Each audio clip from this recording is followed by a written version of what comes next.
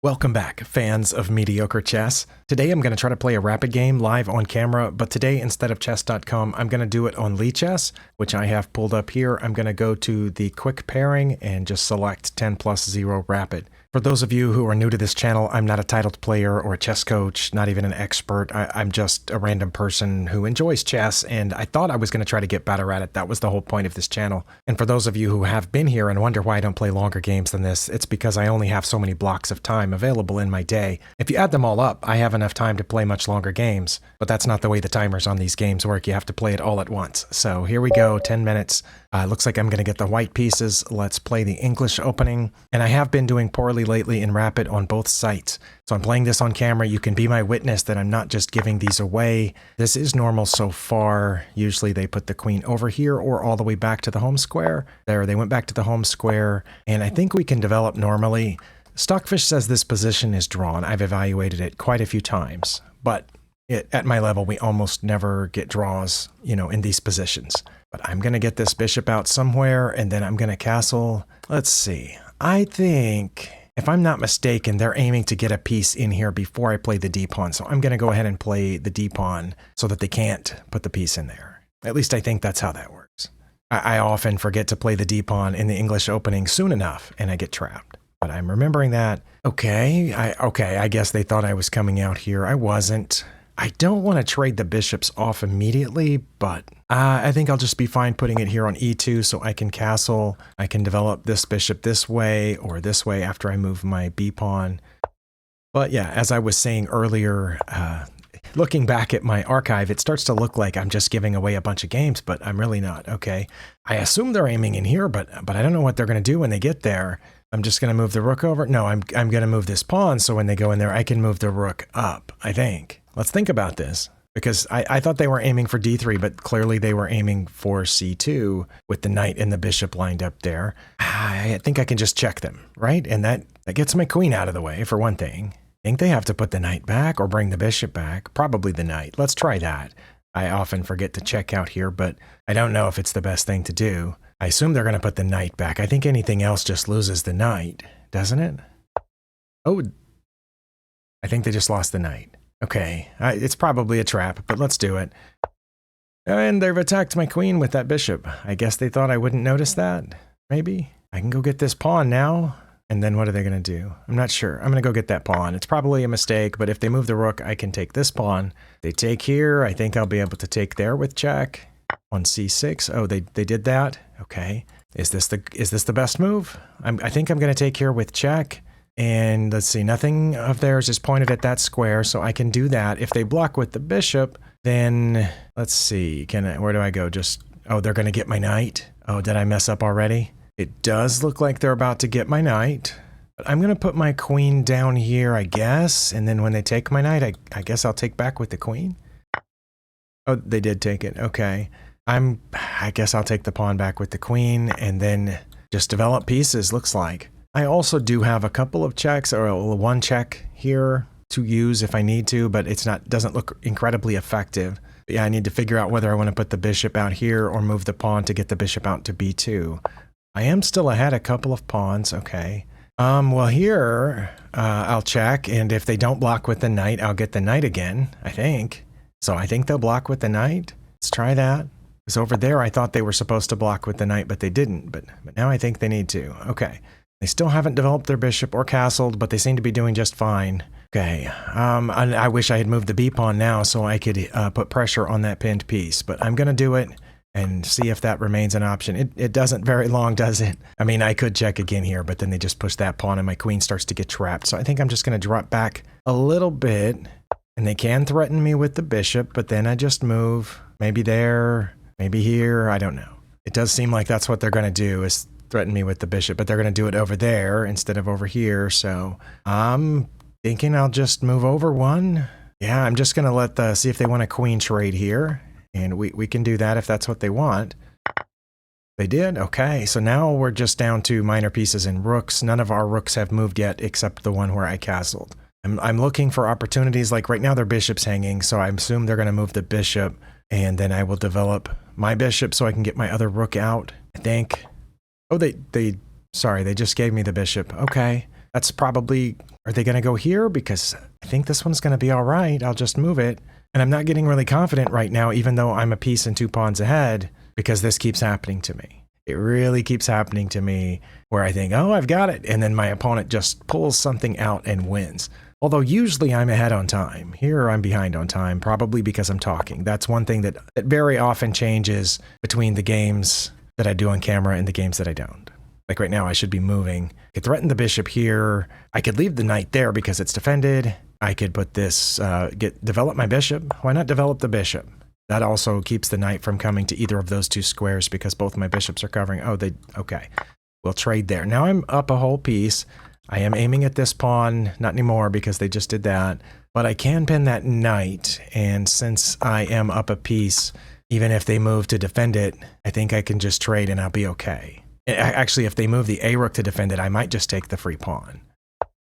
Okay, they did move the a-rook to defend it. I'm going to just take the free pawn, I think. And yes, they can move the knight someplace. It's not under attack anymore. They could come after my bishop, I guess. One of those 3 ways or 2 ways. Well, they did that. I'm just going to put it back, I think. Just going to put it back, and that's a check. So they have to move the king. And both of these are defended. I think I can get the knight to go back someplace. Oh, it went in here. I guess I'll come over here because it looks like they're after the bishop. No, if I go over there, they get a free pawn. I'll just move it up 1, and then I will... Well, I'm going to lose a pawn either way, aren't I? I'm going to lose a pawn either way. Okay, I guess I'll lose this one and keep these 2 together. Yeah, let's do that. Okay. I think it's time to start pushing this pawn and just see how far they'll let me go with it. The bishop's going to defend it if it gets far enough. Oh, they're going to come down here and try to checkmate me.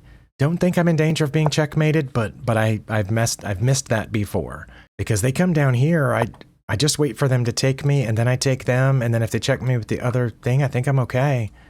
I think. Also, I can take there with the bishop. Maybe that's what I should do. Oh, they ran away. Okay.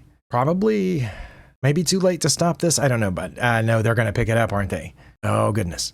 Because if I go there, then they're going to put 1 in front of it, and they'll have 2 on it. But right now, the bishop's guarding it, so I think that's pretty good. And the bishop's guarding this, and the pawn's guarding the bishop, so that's all fine. So, should I get this other rook out? Maybe get the other rook out. Ooh, I don't know where. Maybe here? And I can bring the king too?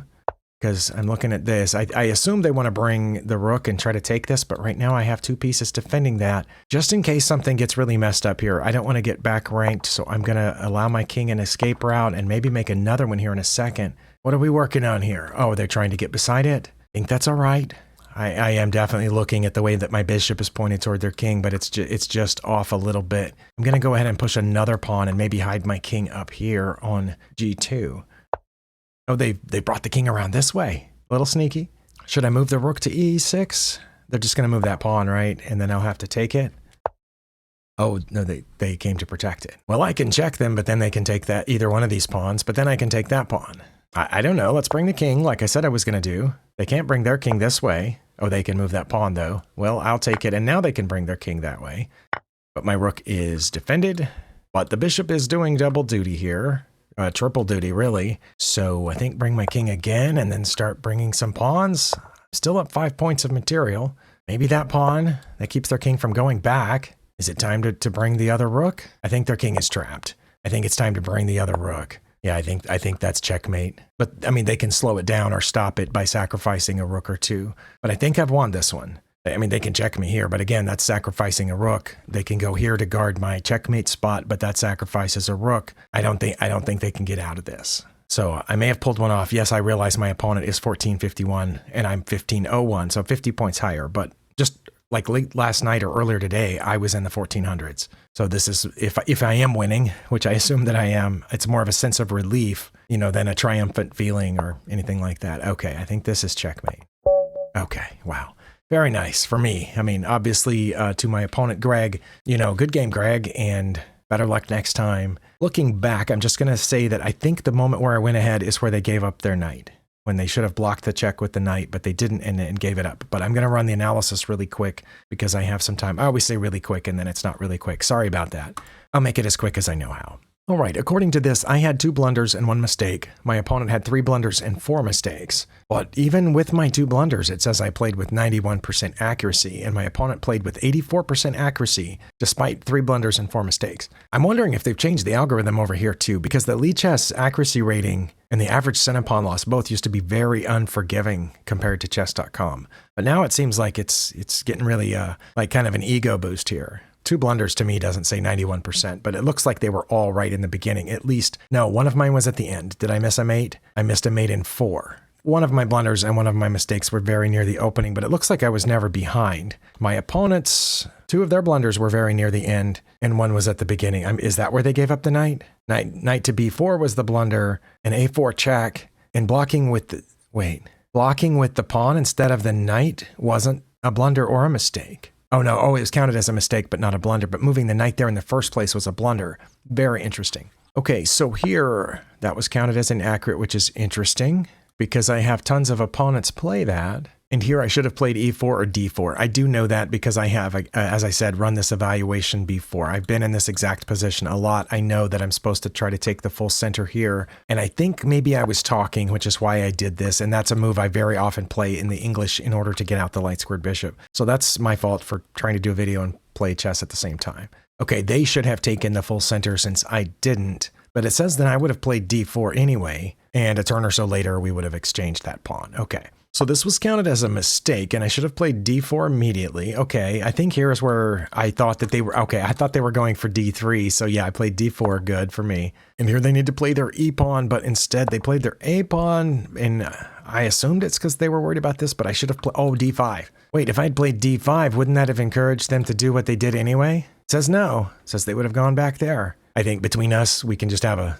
small non-monetary wager that if I had played this, they would have played knight to b4. Usually when an opponent does that, like they did eventually, it's because they do that a lot. If you face them again, they'll try the same thing again if you're not ready for it. So I'm guessing that's what they would have done, not knight to a7. But that's what I should have played. And if they had come in, I'm just out of curiosity, if I had played this, and instead of going back or over here like Stockfish says, if they had hopped in, queen to a4 check was good. Okay, because that would have been counted as very bad. But instead, I just played very conservatively, kind of like a scaredy cat here, and I just moved my bishop out. Again, they should have played the e-pawn. I'm assuming Stockfish wants them to bring this dark squared bishop out, but they got the other knight out, which I think is fine, but Stockfish is really not okay with it. I should have played d5. If I don't play d5, it doesn't matter. That's the only move that maintains what little advantage I have. I know it says +3, but to me, those advantages start to disappear if I follow that line out. The opponent makes the best move, then it'll be 2.3, and it'll be 1.7, it'll be 0.9. And pretty soon you're like, wait, I thought you said I had this huge advantage. But anyway, I did this, which was my second best move, but it was counted as a blunder. Okay, so that was one of my 2 blunders. The other one was missing mate. That's what I wanted to find out. Castling was my blunder, but again, everything would have been a blunder other than d5. All right, well, I'm not going to count that as a blunder. Because here, if I had played d5, don't they have 2 pieces defending that square? It says they would take with their knight, and I would take with my knight. Oh, they wouldn't take back because of, oh, okay, sorry, that took me too long. Now, it doesn't say that they would take with their knight. Back up? Yeah, look at that. Knight captures d5. If you play d5, knight captures d5. So Stockfish is having a hard time seeing one move ahead. That's interesting, because once you get here, the engine does not like taking with the knight. Knight to b8 or knight to a7. Those are the 2 moves. I'm having a hard time counting that as a blunder. Because again, I move this, if they don't take with the knight, which apparently they shouldn't, and they just move this out of the way, what have I gained? Should I follow that line out? Sometimes I follow the line out and it doesn't help. Okay, let's do it. Okay. Yeah, I followed that a lot. Don't understand why that's so far ahead for me. Okay, I mean, I know it's good to have 2 pawns down the center like that, but it looked like they were fine and they didn't lose any pieces or anything. If I kept following that line, I'm probably not going to get it. Okay, so their blunder here early in the game was this. I'm back to +3. This time I saw queen to a4 check. They should have blocked with the knight. But how am I at +3 if they block with the knight? d5. Oh, would I have seen that? Because right here, I expected my opponent to block with the knight. And I thought all I was doing was getting rid of this threat down here on c2. If they had blocked with the knight, would I have seen them put the pressure on the pinned piece? I've missed putting pressure on the pinned piece a bunch. Okay, so I'm learning something. And instead of dragging this out any further, let's skip ahead to where they gave me a mate because they should not have taken that pawn with the king. They should have taken with the pawn. And I was just up +8 at this point. +8? I'm guessing it's because I had lined this up really nicely here. Okay, so that gave me a mate in 4. I should have played rook to a5 check. Oh, up here. Why didn't I think of that?